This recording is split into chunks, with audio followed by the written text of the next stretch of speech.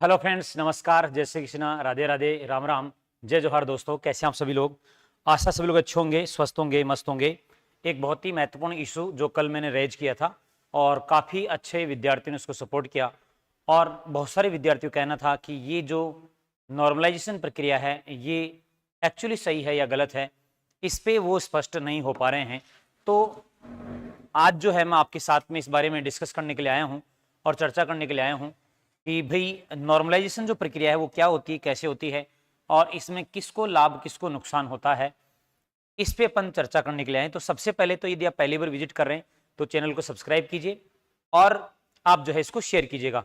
और हाँ, बहुत जल्द जो है आपके लिए मैं इस पे पशु परिचर के भाग ब के संपूर्ण नोट्स जो उपलब्ध करवाने वाला हूँ और उसकी जो है पीडीएफ आपको इसी वीडियो के नीचे पीडीएफ के रूप में जो टेलीग्राम का लिंक दिया हुआ है वहां से आप ज्वाइन कीजिएगा तो आपको मिलेगा। और साथ में एमसीक्यू बैच भी लेकर आऊंगा।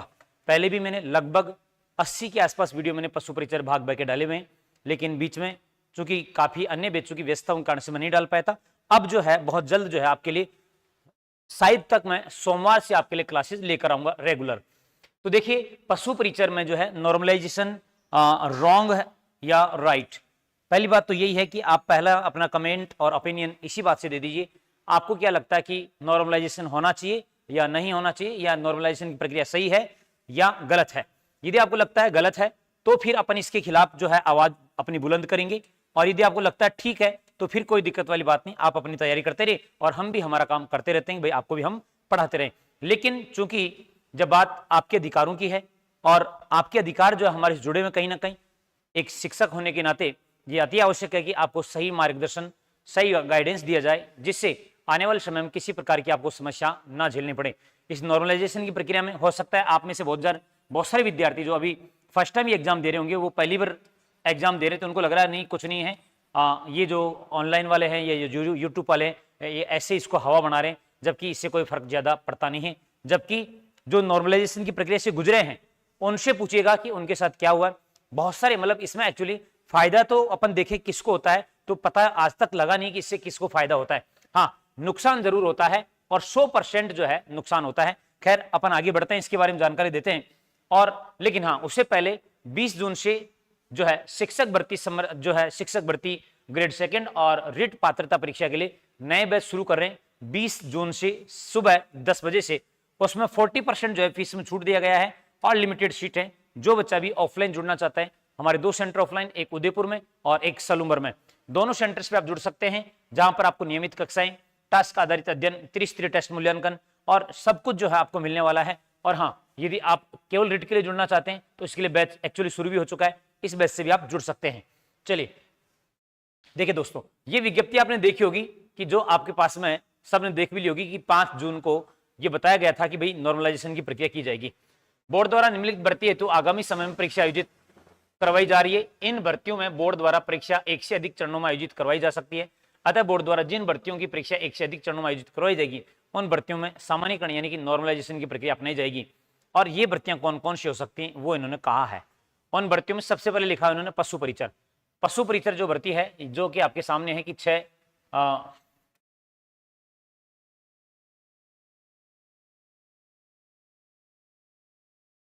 यानी इसका जो एग्जामिनेशन जो डेट निकली थी, विज्ञापन डेट जो पहले 7/2023 को निकली, फिर 6/23 है और फिर बाद में जनवरी 24 है, ठीक है ना। इस प्रकार से तो इसमें कुल जो है आपको दिख रहे होंगे कि 5,934 पद हैं। इसके लिए नॉर्मलाइजेशन की प्रक्रिया हो सकती है।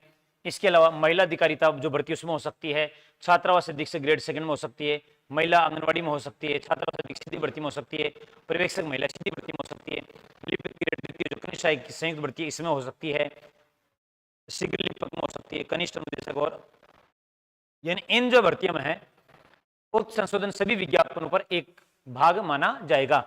यानी कि भैया ये जो है इन पे लागू होता है कि भाई आपका जो है ना यहाँ नॉर्मलाइजेशन किया जाएगा। क्या किया जाएगा भाई? नॉर्मलाइजेशन किया जाएगा। अब ये नॉर्मलाइजेशन होता क्या है, आइए समझते हैं। जैसे मान लेते हैं कि आपका पशु परिचर 2000 जो 24 की भर्ती वैसे 23 की थी, लेकिन 24 हो चुका। अब इसमें जो है 4 पेपर करवाती सरकार। कितने पेपर करवाती? 4 पेपर अलग अलग शिफ्ट में। जैसे मान लेते हैं कि भाई शिफ्ट 1,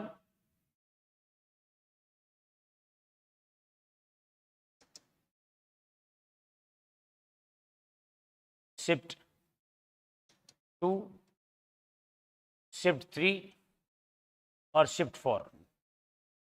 आप सबको पता है कि प्रश्न 150 ही आने हैं, प्रत्येक शिफ्ट में 150 प्रश्न आने हैं। देखिए मैं समझाता हूं किस प्रकार से इसका नुकसान होता है विद्यार्थियों को। शिफ्ट ए का पेपर आसान रहा, क्या रहा? आसान। और यहां ऑन एवरेज बच्चों ने 120 अंक अर्जित किए। यहां जो पेपर है टफ रहा या मैं कहूं हार्ड रहा, और यहां बच्चों ने जो है 100 अंक अर्जित किए ऑन एवरेज ने। ये बहुत आसान रहा, बहुत आसान, और यहां बच्चे 130 तक कर ले गए। और ये बहुत टफ रहा, बहुत ज्यादा हार्ड रहा, यहां बच्चे 80 पे ही अटक गए। अब यहां बच्चे की तैयारी सबकी एक जैसी थी, लेकिन चूंकि पेपर का स्तर अलग अलग था इसलिए बच्चों के इस प्रकार से नंबर आए। अब नॉर्मलाइजेशन की प्रक्रिया वैसा भी क्या अपनाते हैं लगभग, जो मैं जहां तक जानता हूं,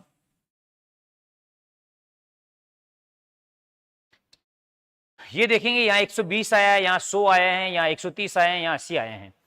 अब न इसकी गलती है, न इसकी गलती है, न इसकी गलती है, और न इसकी गलती है। सिर्फ गलती है कि आपने जो पेपर है वो अलग अलग पारियों में करवाए हैं, एक पेपर एक जैसा पेपर आप नहीं करवा पाए, इस कारण से समस्या आपके सामने आ रही है। तो अब आप क्या करते हैं? आप कहते हैं कि भैया एक ऑन एवरेज निकाल लीजिए इनका, और कितने टफ क्वेश्चन जो हैं यहां थे वहां थे और कितने यहां आसान थे। जैसे मान लेते हैं कि भैया यहां 5 प्रश्न क्या थे? आसान थे 5 प्रश्न, तो यहां 5 प्रश्न कम कर देंगे, 115 कर देंगे।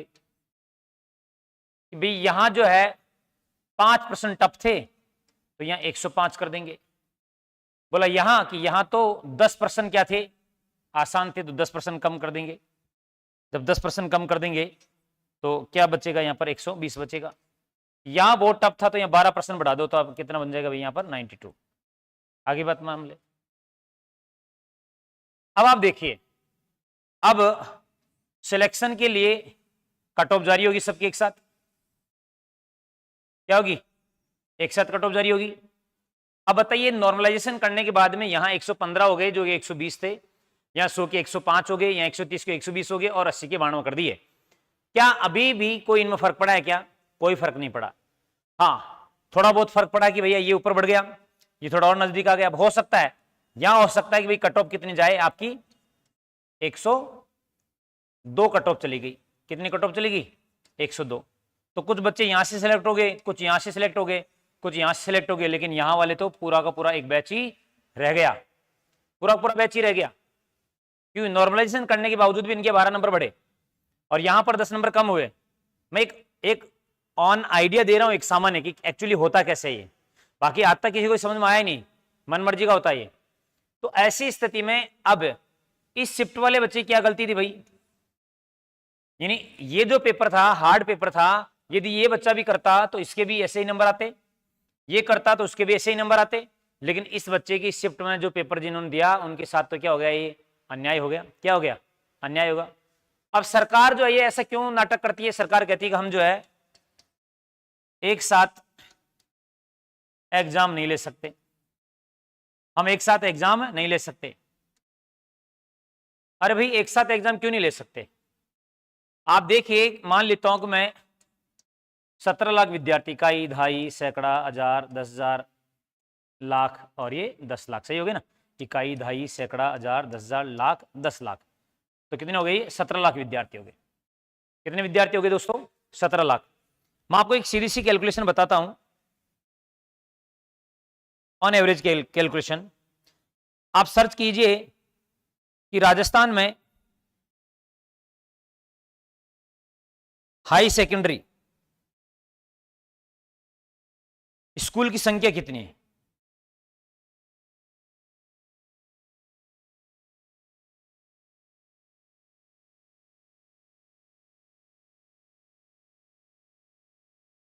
तो राजस्थान में उच्च माध्यमिक विद्यालयों की अपन बात करेंगे, है ना। उच्च माध्यमिक विद्यालयों की यदि अपन बात करते हैं तो कितने भाई, 7,000, लगभग 7,000 से ऊपर है। ठीक है, कितने भाई, 7,000।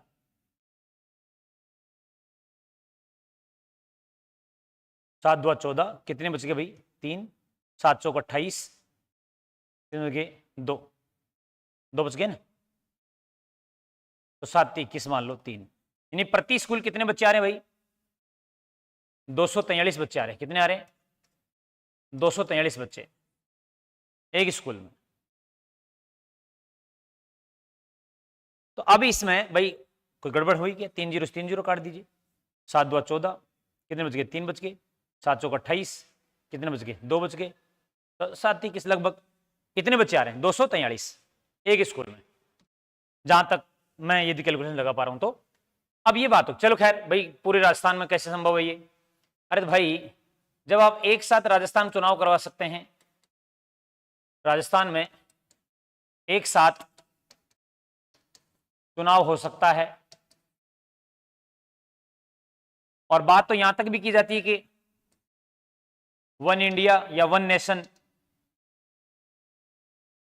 One nation one election.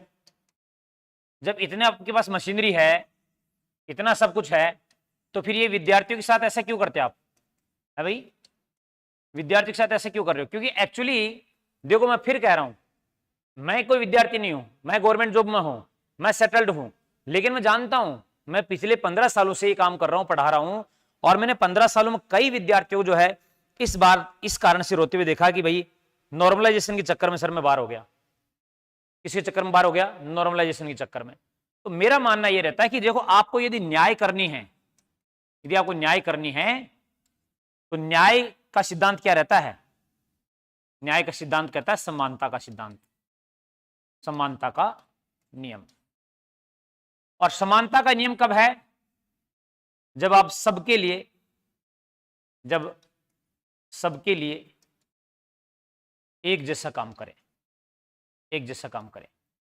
मैं सिर्फ आपकी आवाज उठा सकता हूं, मैं आपके लिए बोल सकता हूं, फिर मैं कहूंगा यदि आप जुड़ना चाहते हैं और इसके खिलाफ कैंपेन करना चाहते हैं और सरकार को बताना चाहते हैं तो ये नंबर उठाइए। जितनी देरी करोगे दोस्तों ये आपके लिए देरी है, जितनी देरी करोगे आपके लिए देरी है, क्योंकि आसानी से ऐसा कुछ होता नहीं है, इसलिए बड़े कोचिंग वाले कुछ बोलते नहीं है। उनको पता है कि होना जाना कुछ है नहीं, अपने फालतू टाइम खराब करने से कोई मतलब है नहीं, कि उनको इतने टाइम में वो ऐड करेंगे भाई, इतने टाइम में वो अपनी कोर्स बेचेंगे, अपनी बुक बेचेंगे। और कुछ तो इस पशु परिचर के चक्कर में भाई साहब इतने बड़े हाथी बन गए हैं कि पहले कहा ये किताब खरीदो, ये किताब खरीदो, मैं खाता हूं, मेरे बच्चों की सौगंध खाता हूं, मैं कहीं नहीं जाऊंगा, इसी संस्थान में पढ़ाऊंगा। फिर थोड़े दिनों बाद में देखा कि अच्छा वो संस्थान छोड़ के, जब उसको पता लग गया कि मेरी तो बहुत मार्केट वैल्यू हो चुकी है, वो संस्थान छोड़ा और खुद का डाल दिया। खुद का डाला, बोलो फ्री पढ़ाऊंगा, फ्री पढ़ाऊंगा, फ्री पढ़ाने लगा। थोड़े दिनों बोला मेरी किताब आ रही, किताब आ रही, किताब बेच दी, किताब से भी पेट नहीं भरा। फिर थोड़े दिनों में कहने लगा कि नहीं अब टेस्ट सीरीज ला रहा हूं, मैं टेस्ट सीरीज ला रहा हूं, टेस्ट सीरीज खरीदो, टेस्ट सीरीज खरीदो, वो बेच दी। फिर बोलता है कि मैं क्रैश कोर्स ला रहा हूं, क्रैश कोर्स ला रहा हूं, ये खरीदो, ये खरीदो। लेकिन अब क्या करूं, मैं क्या कहूं बच्चों को, बच्चे सीधे हैं, भोले हैं, वो हमारे जैसे मास्टरों पे तो कमियां निकाल लेते हैं, लेकिन उनमें कमियां नहीं निकालते कि भाई तू पहले वहां पढ़ा रहा था और तूने वहां हमारे क्यों धोखा दिया है, तूने कहा मैं यहीं पढ़ाऊंगा, मैं यहीं रहूंगा, यही से मैंने सीखा, सब कुछ किया मैंने, 2013 से लेकर आज तक मैं पढ़ाता रहा हूं, मैं बड़ा मास्टर हूं, मैं ये कर दूंगा, वो कर दूंगा, तुम्हारा लास्ट तक साथ नहीं छोड़ूंगा। लेकिन उसको पता लग गया कि मेरे लोग भक्त बन चुके हैं, मेरे लोग भक्त बन चुके हैं, और जब लोग भक्त बन जाते हैं तो बाबा जी उनकी जेब काट लेते हैं। क्या काट लेते हैं? जेब। तो आप भक्त मत बनो, बुद्धि का काम कीजिए, बुद्धि लगाइए। ऐसे बिना बुद्धि के यदि घूमते रहोगे तो आपको इस मार्केट में कोई भी आपकी जेब काटता रहेगा, है ना, कोई भी आपकी जेब काटता रहेगा। सच्चाई है। यदि